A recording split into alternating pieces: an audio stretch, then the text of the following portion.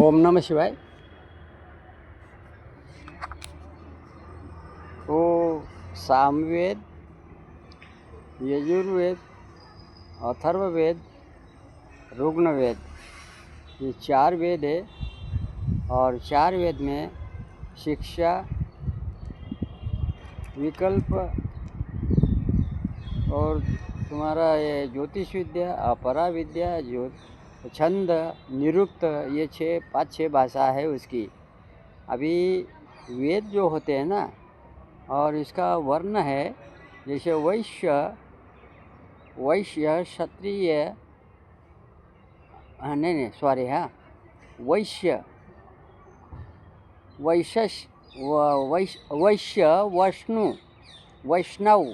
वैश्य और वैष्णव और क्षत्रिय और शूद्र, ये 4 है। 4 वर्ण उसके आते हैं जाति के।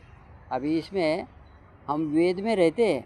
अभी इसमें चारों वेद अब अपन में वैश्य में भी है, व्यापारिक है, वो सब चारों वेद अपने संसार में लगे रहते हैं। लेकिन हम ये समझ नहीं पाते कि हम कौन से वेद में चल रहे हैं। बराबर, ये ऐसा है, इसको भी जोड़ना है। मुक्त होने की ये परिभाषा है। मैंने तो लिख दिया है, अभी लिखना आरंभ भी है। एक भाग हो गया है, दूसरा भाग अभी लिख रहा है। ये सब जानना ज़रूरी होता है। और मोक्ष होने के लिए कोई मोक्ष दिलाएगा नहीं, वो मोक्ष खुद ही पाना पड़ता है। मेरे पास अभी ग्रंथ थोड़ी है, वो तो ऐसा ही आध्यात्मिक ज्ञान से वैसा ही जोड़ा जाता है। वो कौन से वेद में ये इसका पता नहीं लगता है। जो मुक्त होता है ना, उसको तो जानना स्वयं से ही जानना पड़ेगा ना। कौन बताएगा? कोई नहीं बताएगा। मेरे पास तो ग्रंथ भी नहीं है, तो ऐसा ही बैठा हूँ। ऐसा ये भी ज़रूरी होता है। वेद और वेदांत, ये वेद है ना, वेदांत बहुत है। वेदांत अलग अलग हो जाते हैं। दिन भर में कितना परिवर्तन होता है ना। वो कभी व्यापार में होते हैं, तो कभी इसमें होते हैं, ऐसा गणित में होते हैं, तो कभी संसार में होते हैं। ये सब अलग अलग वेद।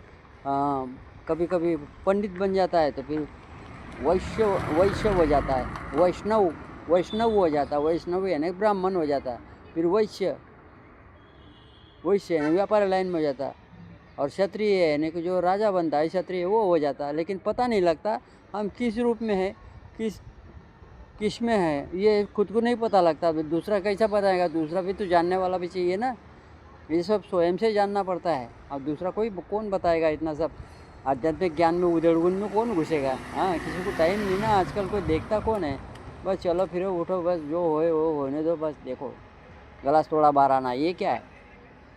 ये जानना चाहिए, स्वयं से स्वयं को जानना, ये आपका कर्तव्य है। ग्रंथ सब बहुत ज़्यादा पढ़ने से ऐसा होता है। ये वेदों की भाषा है, वेद और वेदांत। जैसे वेद पता नहीं तो वेदांत, वेदांत तो बहुत है, वो भी पता नहीं तो क्या हो गया? फिर अपरा विद्या हो गया। अपरा विद्या अपरोक्षानो परोक्षो और अपरोक्षो। अपरोक्षो में शंकराचार्य ने लिख दिया, मैं परा विद्या में लिख रहा हूँ मुक्त होने की परिभाषा। वो सब है ना, शिव के आधारित है। जो भाग दिया है वो सब लिखा है मैंने। इसलिए ध्यान, धारणा, समाधि क्या लिखा है? समाधिपात, साधनपात, विभूतिपात, कैवल्यपात, ये महर्षि पतंजलि योग सूत्र जो बुक है उसमें लिखा है। ये बार बार रटने से, बार बार जटने से, तप करने से ये सब आ जाता है। बिना मांगे मिलता है, वो कोई मांगना नहीं पड़ता है कि भगवान के पास। नहीं, भगवान तो अंदर ही है, बाहर ढूंढने की ज़रूरत नहीं है, भीतर ही है, बाहर कुछ नहीं है। ये सब मिथ्या है, ये शरीर भी मिथ्या है, दृष्टि ये भी मिथ्या है। ये सब बहुत बहुत बड़ा लेक्चर निकलेगा। 2-3 घंटा क्या, 10 घंटा लग जाएंगे तो पूरा नहीं होगा।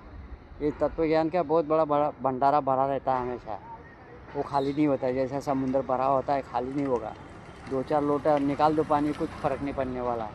ऐसा जैसा एक नदी पानी में, समुद्र में जाके मिल गई तो जान नहीं पाती कि मैं तो नदी थी, पानी गया कहाँ, ऐसा हो जाता है। जब आत्मा जब क्या करेगा, मुक्ति हो गई, तो आत्मा की मुक्ति हो गई तो उस शरण में चला जाएगा परमात्मा में। ना उसका जन्म होगा, ना मृत्यु होगी। ऐसा है। लेकिन बुद्धि को कहाँ जोड़ना पड़ेगा? आदमी शरीर के साथ जोड़ देता है। किसको? बुद्धि को। मन के साथ जोड़ देता है। मन है ना, शरीर के साथ है। मन को कहाँ जोड़ने का? मालूम, मन और बुद्धि इसको ये दोनों को कहाँ जोड़ने का? आत्मा में। देह बुद्ध छोड़ून द्यावी, देह बुद्धि नहीं रखने का, ये देह की बुद्धि से चलता है। विद्या तो है लेकिन देह बुद्धि के लिए विद्या है, वो आत्मा के लिए विद्या होना, आत्मा जो साक्षात्कार कराता है वो उसके साथ होना, तभी जाके मुक्त हो सकता है। ये हो गई अभी वेदों की भाषा। हाँ, वेदों की ये भाषा है। अभी अपरान या परोक्ष, बराबर, ये भी दोनों हो गया। अभी बहुत से बोलते हैं ना आत्मा नहीं परमात्मा, दोनों बराबर। अब द्वैत अद्वैत इसका भी हो गया, बराबर। अभी अभी लाइक कीजिए, शेयर कीजिए, कमेंट कीजिए। देखने वाले का मैं स्वागत करता हूँ।